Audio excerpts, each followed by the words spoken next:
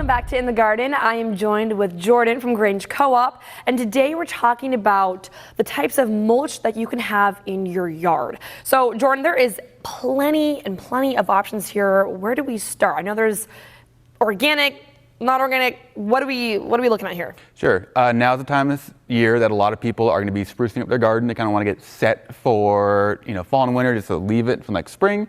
And bringing in mulch is a great option. Has a couple benefits. For one, it's going to actually retain water loss. If we have a dry winter, that can help. It can help protect roots, especially your shallow stuff that needs protecting from the cooler weather. And it can also just help your landscape look good. When it comes to bark mulch, or mulches in general, most people are familiar with the bark mulches. So there's going to be shredded bark, usually from the outermost part of the tree.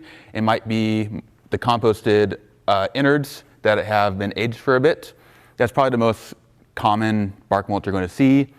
Some people aren't a big fan because it might attract some insects. There's also an increased awareness of fire danger, and we don't want combustible materials near our house. Right, okay. And so I know we have some other things here that go along with putting down mulch. So can we give a little explanation of what these guys are? Sure. So a lot of times when you read your DIY articles, they're going to tell you to put a weed barrier down underneath your mulch.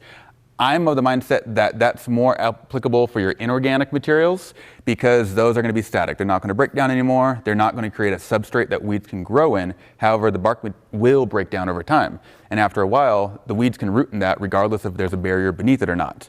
So my opinion is to stick to weed barrier with your inorganic materials and make sure you have it down really well, level, staple it in as best you can to get it so it's not going to move anywhere before you put your material on top. All right, and then all these options are great headed into the fall and winter months, right? Yeah, it really comes down to personal choice. Any kind of mulch is going to put that blockade over the soil and between the air. And it's going to stop that water transmission. It's going to stop that heat transmission as quick. What you choose to do ultimately comes down to you. People ask me what's the best bark mulch. They all do the same job. It's just what do you like better. Now there is another option that is going to be more for your temporary gardens, maybe your fall flower beds or your veggie gardens, and that's straw. I love straw in my veggie gardens because it's going to do the same job as the mulch does. It's much easier to move when I want to plant something, and it's soft on your feet. Awesome. Okay. Well, I mean, you have plenty of options here. So is there anything else people should know about when it comes to mulch? It's a good idea in general.